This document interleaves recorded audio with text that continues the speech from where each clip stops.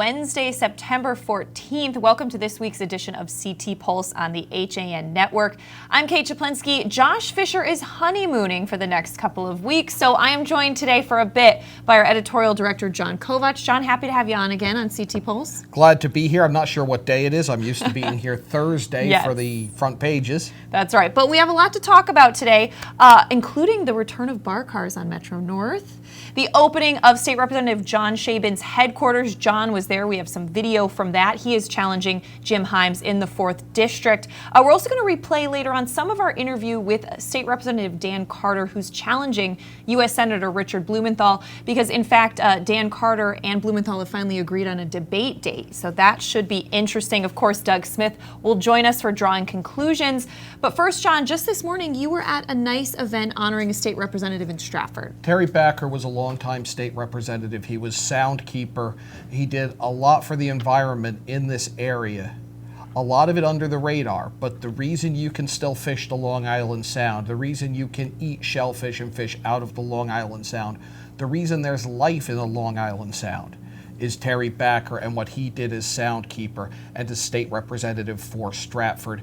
Longtime friend of the lobstermen, the oystermen, the fishermen.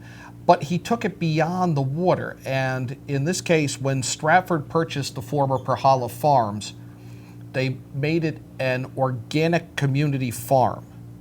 And it was under the auspices of Soundkeeper to limit the runoff of pesticides and insecticides and herbicides into the Sound.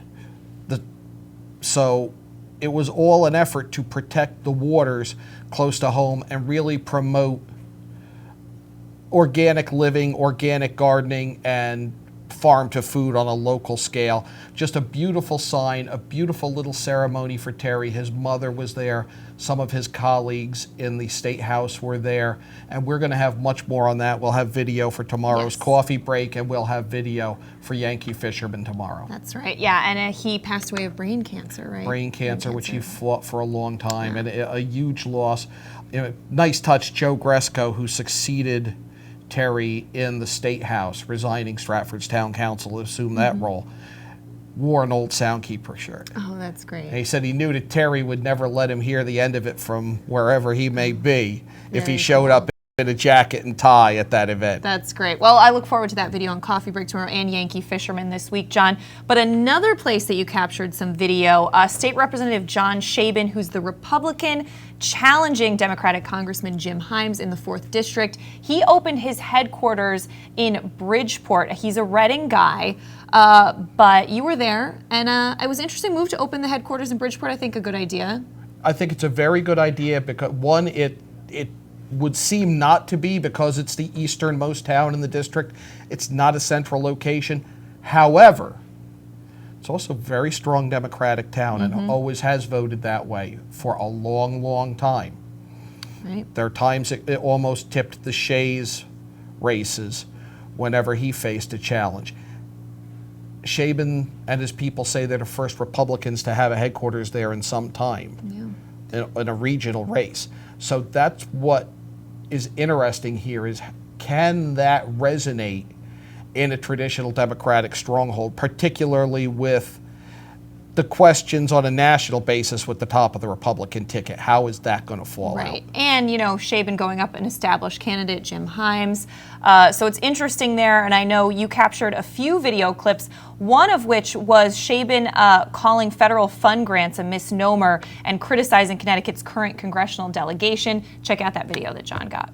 I love it. You call it a grant. I give you $1, you give me 60 cents back, and then want to get congratulated for giving me some of my own money back. Schools are too important to be managed and funded by the federal government. That is a state job, that is a local job. It's the same. We have the same issue repeating with environmental programs. We have the same issue repeating with programs to help the needy. Here we are, the richest state per capita, and what have we seen in the last 6 months? State deficits, hospitals being cut, school budgets getting cut, we're cutting environmental programs. We can't fund the stuff we need to fund because we're not managing our resources properly. And our federal contingent, you got 5 congressmen and 2 senators, they're not even in the room down in D.C. when the folks who are deciding how much of our own money we might get back is being decided. They're not even in the room. That's got to change. Now, we've had John Shaben on CT Pulse, actually, a couple of times. Now, also, of course, he's a football guy. And I know you're a football guy, so there was a little bit of comparing some teamwork there in Washington. He used a very, very good analogy as far as I'm concerned. We actually have some mutual friends, to be totally honest, via the football side of things. He's a youth coach, semi-pro player, and he's one of those people who carries the lessons from the football field into everyday life. All right, let's check that out. I talk about football stuff a lot because that's who I am. I'm an old semi-pro player. I'm a football coach, and the not-for-profits I run here at Bridgeport are centered around athletics because I'm a team guy. And that's something that we've lacked in the state, and our federal delegation lacked the concept of team. This isn't Democrats versus Republicans. This is this team, this people of the state of Connecticut that need to work together and put people above politics. That's what I've done in Hartford for the last 6 years. That's what I've been doing before I was in Hartford for the years before that. That's what I'm going to continue to do, whether it's in DC or anywhere else. We got to start managing our lives like a team, work together, and try and make things better, because we can. We're lucky enough to have the resources to do it. We just need to have the leadership to be able to do it, and we haven't. So again, that was some video from the opening of John Shaben's campaign headquarters. John Kovacs was there. We appreciate you getting that video for us, John. I'm interested to see where this race goes. Yeah. Can he get the support to topple Heim? It's very tough to beat an incumbent in the 4th district if you look at the history there. And in fact, we're going to be talking a similarly tough race with State Rep Dan Carter challenging Blumenthal, who's also a very, been in Connecticut for so long. That's a tougher one. We're going to talk about that later, though.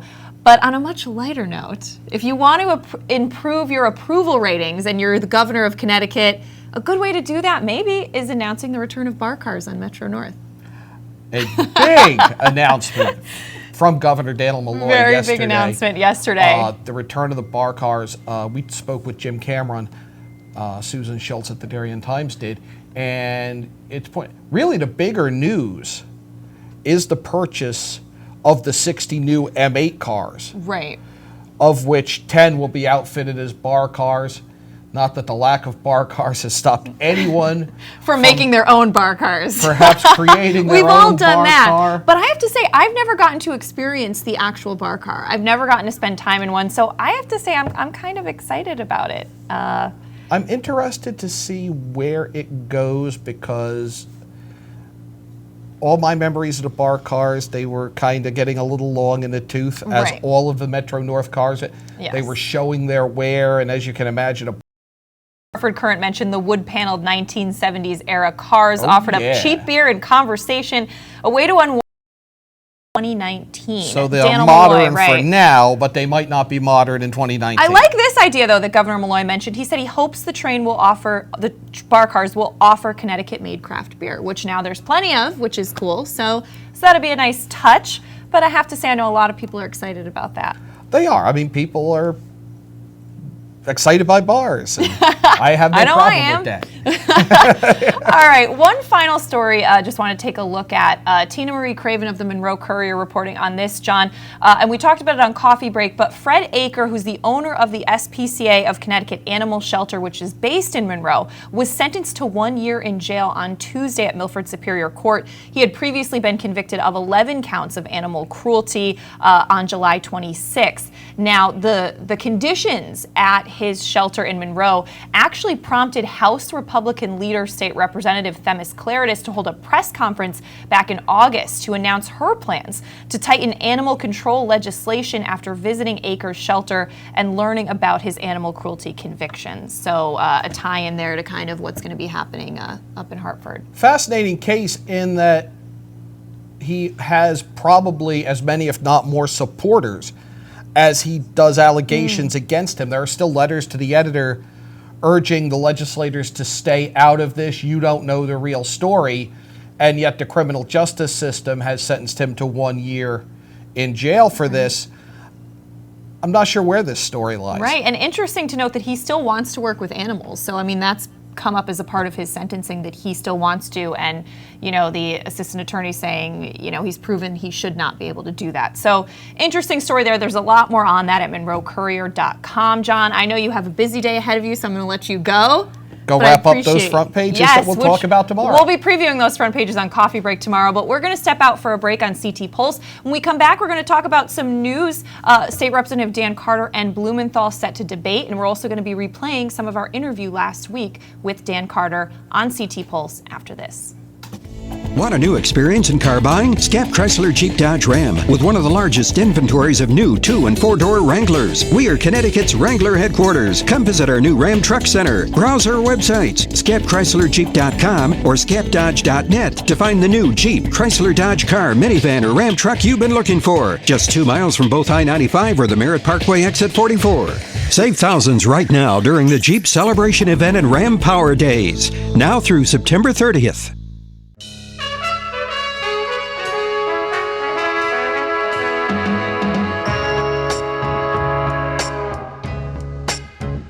Washington Prime, now open on Main Street in Georgetown. Come enjoy our relaxed setting, excellent service, award-winning nightly happy hours, and feast on our creative new American cuisine. Connecticut Magazine's winner for Best Steak, Washington Prime of Georgetown. The leaves are changing, water temps dropping, and the sun is setting a little earlier each day. But there's still a great boating, fishing, and coast time left before we see the first snow. And above all, remember, it's always summer at the Dock Shop. With loads of new fishing tackle and accessories, clothing, jewelry, and home decor, the Dock Shop is just what you need when you start to feel that New England autumn chill. Boater, beach bum, fisherman, or simply love the New England coast, this is a unique place to shop. The Dock Shop, 51 Tokenique Road, Darien, 609 Riverside Avenue, Westport, dockshop.com. At InSports Trumbull, the game is always on inside. Recently renovated and home to one of Connecticut's largest indoor turf fields, InSports is a multi-sport recreation center providing state-of-the-art facilities for league play, camps, and youth programs. Players have access to soccer, lacrosse, football, baseball and softball, field hockey, rugby, basketball, volleyball, and social game facilities. InSports has also launched an early childhood development program, a daycare and pre-K program all rolled into one. Don't miss out on the fun. Find out more at insportscenters.com or call 203-268-1214. I'm a filthy rich executive. I hear the market's down 1,000,000 points. I freak out. I spill my large espresso. The searing pain makes me slam on the brakes. Uh-oh, your fault. And your cut rate insurance may not cover my $90,000 car, so I sue you, because that's what I do. So get Allstate. You can save money and be better protected from mayhem, like me. Mayhem is everywhere, so get an Allstate agent. Are you in good hands?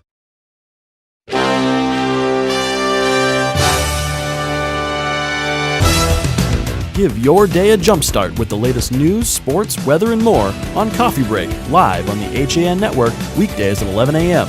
Connecticut news doesn't get any more local than on Coffee Break. And we're back on this week's edition of CT Pulse on the HAN Network.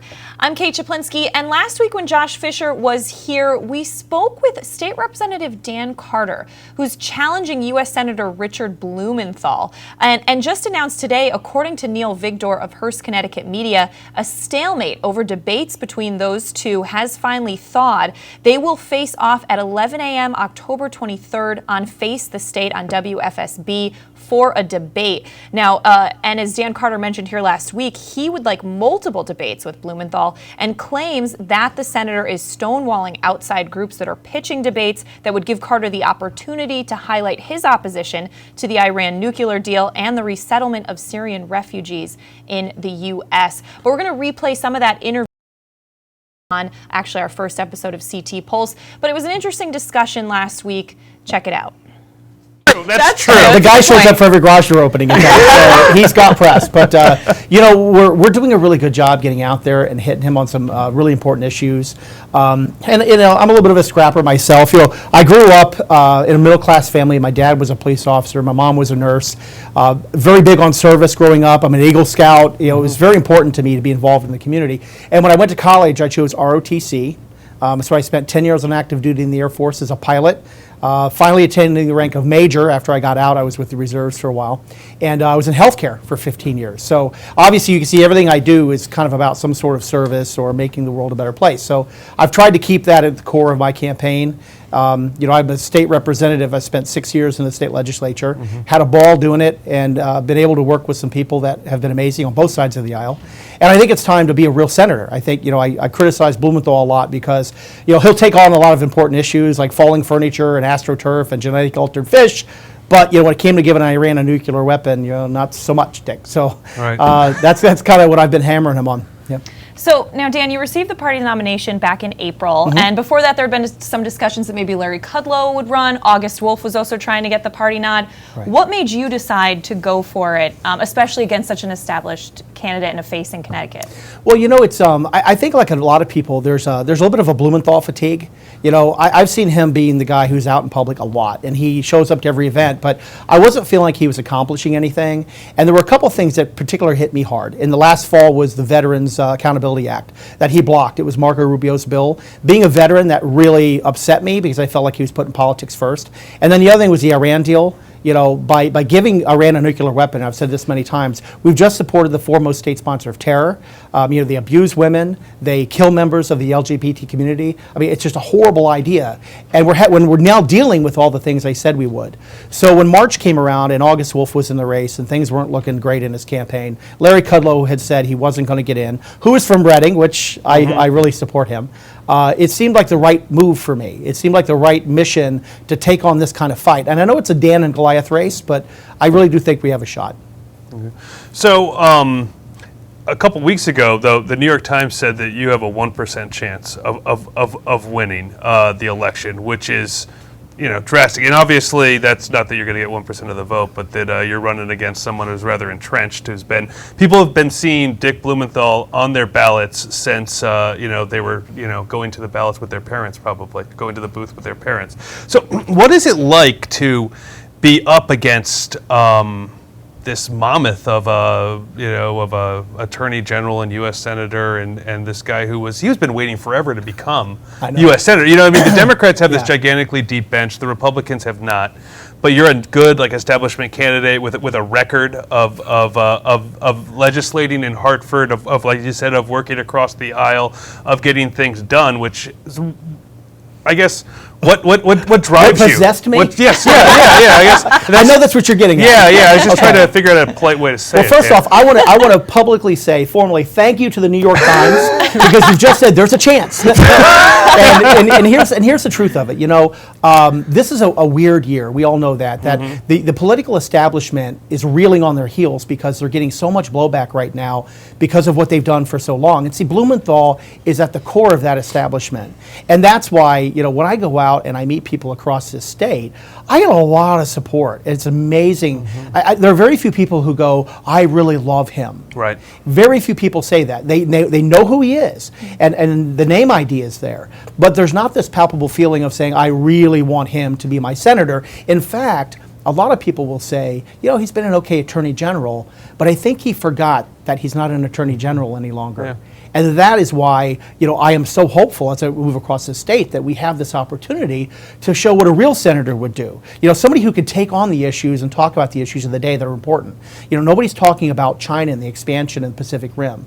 They've just put their first military base overseas. Nobody's talked about that. And I think while Dick is involved in all these local small potato kind of things, which may be important to a constituency, he's ignoring our security and safety, which is exactly why people will vote for him. And not to mention the economy, folks. When it comes to not lifting a finger to help us and going against balanced budgets, that's not what they expected. The constituents out here expected of Dick Blumenthal. Now, Dan, on your campaign website, you actually kind of mentioned that Blumenthal subscribes to the Dan Malloy School of Economic Development. Obviously, Governor Malloy, very low approval rating. Yeah. But what do you mean by that? So what I mean by that is, there are people who pick the political angle of any issue. See, Dan Malloy picks things like the first five. Now, the first five gets him on the press when they bring in a company. But by choosing the camera over the people, this is what we ended up with in this state. And Blumenthal's kind of been in the same boat, where we've had opportunities to do things to help our economy, whether it's federal enterprise zones or major changes to the taxes. He doesn't support any of that because he's too busy out here trying to protect us from the next thing, or saying airline seats are too small. And the real problem with that is when he takes on these issues or ignores issues, the consequences are usually bad. Do you realize if you looked at your cable bill right now, your cable bill's twice as high because he was more interested in a small group of people with gas pump issues than taking on SNET. That's what happened when he was Attorney General. That's our legacy. But today, we got to worry about our safety. The fact that we now have the $400 million ransom that just went to Iran, that money can be used for horrible things. They just kidnapped an American professor out at the American University in Kabul. Nobody's talking about that. The world's a dangerous place, and I think people understand that. And we can't have Dick Blumenthal just choosing the camera anymore. So what is it, Dan, what's your opinion? So you look at, Dan Malloy, who's had never been above 50% in his approval rating since before he was elected governor, now 6 years ago, almost. And why do people like Dick Blumenthal and Dan Malloy continue to get elected in this state when it seems like, Blumenthal's approval ratings are certainly better than Malloy's, but is it a Republican Party problem, or is it that the Democrats are better at campaigning or better at getting in front of the camera? What do you think? It could be a lot of things. One of the things is the numbers. Look at the way Connecticut's situated. Even when the Foley race came around, how many towns did he win, yet he didn't win? Right. Because, Hartford, Bridgeport, New Haven carry large voter blocks, and that definitely sways things in this state. There's no question. And people are busy, and they're busy running their lives. So there's always been a certain amount of apathy in politics that they don't pay attention. That's why this year is so crucial, because you meet people moving out of this state in droves. And Dan Malloy and Dick Blumenthal, those guys are the ones who've been running the ship for so long. And that's why I think the people are now waking up. I think it's a matter of waking up to what's going on, and I think that's what's happening. Now, as far as national issues, what are some of the ways that you think you would better represent Connecticut, in the U.S. Senate? Well, a couple things. Obviously, the key thing I hit Blumenthal on is focus. It's about priorities. When Blumenthal right now is here in Connecticut talking about falling furniture, like I mentioned before, nobody's talking about what's happening in China right now. Nobody is watching what's happening, even talking about the G20. Look at the fact that the Iran deal, we have to do something to bring back those sanctions at this point. And, our relationship with Israel is in deep trouble. In fact, I just went to Israel during this campaign to actually talk to them and kind of get a flavor for what they were thinking about this. And I think by taking on those serious international issues and getting involved in those, number one, that's where we make some changes. Now, there are some things on the economy side we have to look at too. I'm not going to be, blocking balanced budgets. I'm not going to be, the Zika bill that just came through. Should come through, right? They just blocked it for a third time. The Democrats blocked the Zika bill because it was funding all the money through public health channels. And because they didn't carve out a piece for Planned Parenthood, now they've made this a political issue. So, you know what? I support Planned Parenthood. Just stop making this the political football and get something done. That's what I'll do as a United States Senator. Sorry. No, go ahead, Kate. So I do want to ask a little bit about gun control. Sure. You do represent a part of Newtown, and you voted against Connecticut gun control laws a few years ago. First, what went into that vote, and what do you think should be done on a national level? Okay, so what went into that vote? Obviously, prior to the gun violence working group, which I was a part of, I put in great legislation that actually supported background checks, that supported the ability to find people with mental problems in a home and keep guns out of the home, or at least put safe storage in the house. I addressed education. I addressed, if you have somebody who is guilty of a gun crime, that they don't get an early release or a parole. Like, all my legislation did the kind of things that actually could have prevented Sandy Hook from happening. The gun bill that we put through did none of that. It wasn't going to prevent anything like that from happening again. And it was very political. It just had to ban the gun that was used in Sandy Hook. Right. And there were a lot of really good Democrats around this state who voted against that bill because they knew it did nothing for the inner cities. If you want to actually make changes nationally, yes, we fix the NICS system, we do background checks so felons don't have guns, but we do something to address gun trafficking, especially right here on 95 in our state. And that's why people are dying in our state over and over and over again. It's not what they're trying to politicize.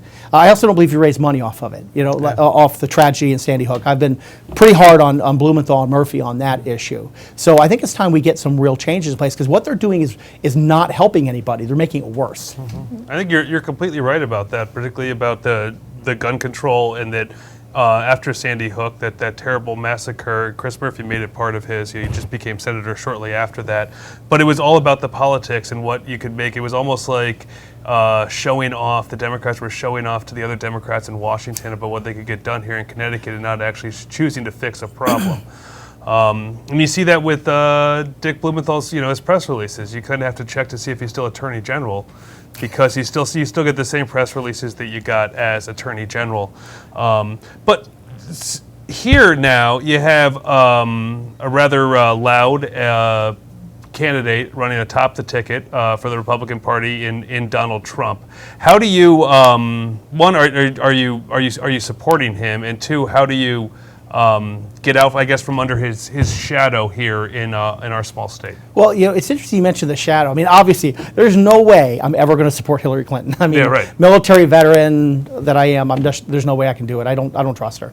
And I go around the state and I see very few people who feel that way or who don't feel that way. A lot of people look at her and they just don't like her as a candidate, which leaves Trump. And you go around the state, and especially the eastern part of the state and the northwestern part of the state, people are coming out in droves who've never voted before. And I think in Fairfield County, I'm feeling this sense that people support him, but they don't want to say so. Right. Because they just don't want to get beaten up by their loud neighbors, because we're blue Connecticut, and that's kind of what happens. People are always fighting with you about your politics. So I'm going to support our Republican nominee, and that's just the end of it. I think that at the end of the day, we're going to see Trump do okay in Connecticut, and I tell you, it's when I'm out there talking to people, they're coming out in droves for Trump, and I think the ones sitting in Fairfield County on their couch right now, they're going to vote for him too, even though they're not crazy about him as being the best candidate. All right, it's kind of a vote against year, maybe more so than a vote for year. It may be, because very rarely do I see somebody who says I love Hillary Clinton, right? And and she's so controversial and in my view corrupt, that nobody wants any more of that political corruptness and that establishment that's going on. Dick Blumenthal is part of that whole venue. That's why, her and I always like to tie them together with Dan Malloy, 3 peas in a pod, because, the three of them will not be honest, and they'll say things to get themselves elected in front of the camera. Like Blumenthal's Vietnam lie. I've totally come out with that, because a lot of veterans like me don't give him a pass on that. And it's still a bigger issue than people think. Yeah. Of course, Donald Trump has also not proven that he wouldn't be a corrupt president, I think, to be fair, based on a lot of the things he's done in the private world. But that's, Well, I think the question with Trump is, what's his motivation? And we all have to figure that out. Yeah. I'm worried about Dick Blumenthal. I'm worried about this race. I'm worried about helping Connecticut. Because you know what? Listen, if Donald Trump is president or Hillary Clinton's president, I am going to be with them on the issues that's good for my state, and I'm going to be against them on the issues that's not. Mm-hmm. That is my job. Now, I do want to say Republicans on a national scale sometimes get a reputation of being anti-LGBT rights, women's issues. Where do you see yourself and stand on some of those issues? Yeah, fully supportive. I mean, I don't know why Republicans always get the bad rap. I mean, I think in politics, people like to take the party and go with the extreme part of the party and say that's how we all stand. Right. The majority of us, listen, I believe in the Constitution. I believe in individual rights. The government, I don't want to be in your bedroom. I don't want to be in your bathroom. I don't want to be anywhere near that, because you are a human being and you deserve to pick your partner in life and live a great life. That's it. Yeah. So it should never get that tangled. And I have a lot of friends who support me in that community who I love dearly, and that's where we go with it. I think the national. All right. Well, that was last week, us talking with State Representative Dan Carter. You can watch that full interview on demand at HAN.network. We are going to step out for a break now, and when we come back, Doug Smith joins me. We're going to be drawing some conclusions after this. Want a new experience in car buying? Scap Chrysler Jeep Dodge Ram, with one of the largest inventories of new 2- and 4-door Wranglers. We are Connecticut's Wrangler headquarters. Come visit our new Ram Truck Center. Browse our websites, scapchryslerjeep.com or scapdodge.net, to find the new Jeep, Chrysler Dodge car, minivan, or Ram truck you've been looking for. Just 2 miles from both I-95 or the Merritt Parkway exit 44. Save thousands right now during the Jeep Celebration event and Ram Power Days, now through September 30th.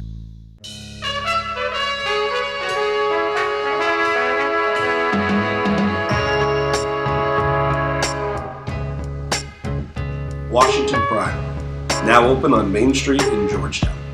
Come enjoy our relaxed setting, excellent service, award-winning nightly happy hours, and feast on our creative new American cuisine. Connecticut Magazine's winner for Best Steak, Washington Prime of Georgetown.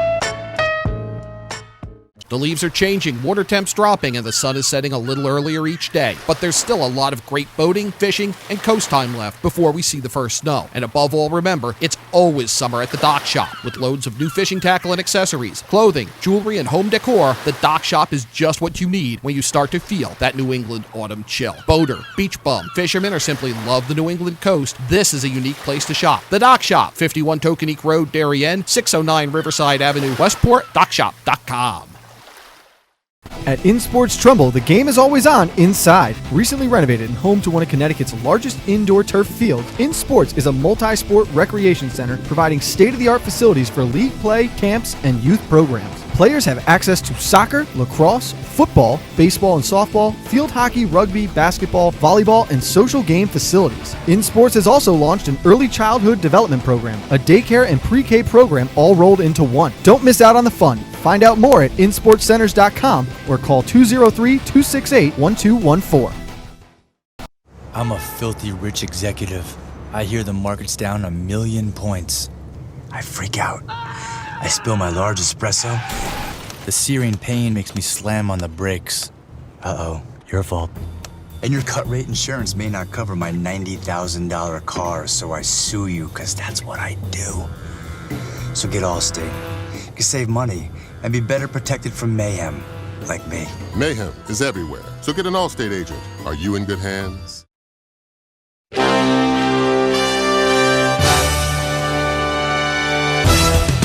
Give your day a jumpstart with the latest news, sports, weather, and more on Coffee Break, live on the HAN Network, weekdays at 11 a.m. Connecticut news doesn't get any more local than on Coffee Break. We are back on this week's edition of CT Pulse on the HAN Network. Josh Fisher isn't here because Doug Smith ruined his wedding and he's still trying to console his bride. Just kidding. That looks nothing but like Liz Scalca, but it looks a lot like I knew Josh. she had sort of like light brown hair, Liz so Fisher. that's... Yeah. You didn't get an invite, though. It must have gotten lost. Oh, we obviously. talked about this. Yeah, obviously. It happens. U.S. Postal Service, so unpredictable. My family's weddings do that to me, too. I never get the invites. All right, well, let's take a look at some of your cartoons this week. This is a big one. A lot of people talking about the fare hike proposal. And tell us a little bit about one. Yeah, I guess they're having a hearing on it tonight, as a matter of fact, I think in Waterbury, and it's going to go through, I guess, in October if it does, but people aren't happy about it. Yeah, the train will be fine. It's the fare riders who will suffer. All right, up next, I love this. Wolf Park Pool will remain open until September 25th. Yep. Some wolf humor there. That's exactly. in Monroe. And tell us about this one. That's the Weston EMS. They have an editorial this week talking about how even though the service is free, it's really not free. So, you know, they're looking for help and donations to keep it going because it's a good service. Yeah, and I think there are a lot of volunteers. Yeah, exactly. Yeah, right. And the Peter Parley Schoolhouse is due for a paint job as well as lead paint removal. Yep. Look at that. I like the arrow pointing. That is the spirit of the old schoolmaster. Yep. Take a switch to you. It's a great spot, by the way. And finally, tell us about this one. That's in Easton. They have got the cow chip raffle going on, and we got the. When you actually know what a cow chip raffle is, I know the idea of eating cookies. It's a little near Far Side there. influence there, you know. Such a bizarre kind of raffle, but it's fun. It's fun. All right. Well, Doug, thanks as always for joining us. We're going to wrap things up on this week's CT Pulse. Of course, if you missed anything, you could watch it on demand at HAN.network. Nutmeg Sports still coming up at 2 o'clock today, and at 4 o'clock, we are live with girls volleyball, Fairfield Ludlow at Staples, so be sure to check that out. I'll see you tomorrow for your coffee break at 11. See you then.